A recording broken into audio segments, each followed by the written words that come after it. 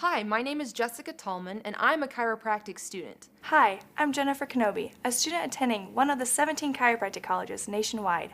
Hi, I'm Alex Boss. I'm also a chiropractic student. I knew that chiropractic was the right choice for me. The philosophy, art, and science within our profession gives hope to patients of all ages with a wide variety of health conditions. I chose chiropractic as my career because I want to be part of a healthcare profession whose natural, patient-centered, hands-on approach to healthcare is conservative and effective in treating many of the common ailments of society. To become a doctor of chiropractic, it takes a minimum of 7 years of academic and clinical training, and then passing rigorous national and state boards.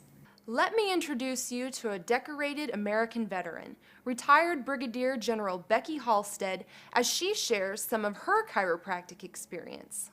Well, my dad introduced me to chiropractic in one of my visits home on one of my leaves.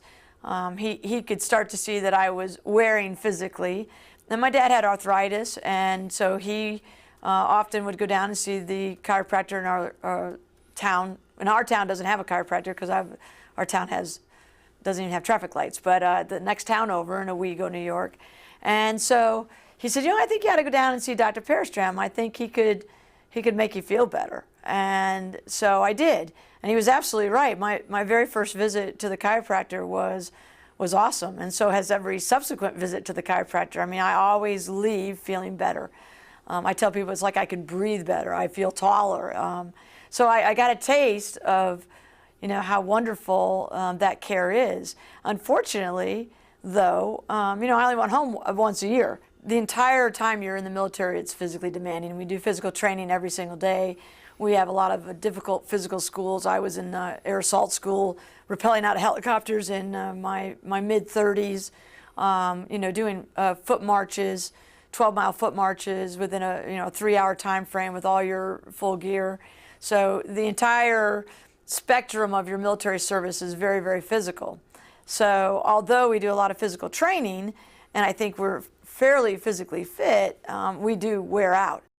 Napoleon may have said an army moves on its stomach, but these days it may be its back. It's been reported that more than 16% of the Army is currently unavailable for deployment. The top ailments sidelining soldiers, incredibly back pain, and other musculoskeletal issues. Retired Brigadier General Rebecca Halstead, whose service in Iraq made her the first U.S. woman to command in combat at the strategic level, thinks it's time we address that. These are the young men and women out there every day protecting our freedom. It's time to make the benefit of chiropractic care available throughout the military. They deserve it. Halstead herself suffered from chronic fibromyalgia for years until she received chiropractic treatment. Now she's teamed up with the not-for-profit Foundation for Chiropractic Progress to make sure all military members get the care they deserve. From personal experience, I know that chiropractic care will exponentially improve military health and readiness.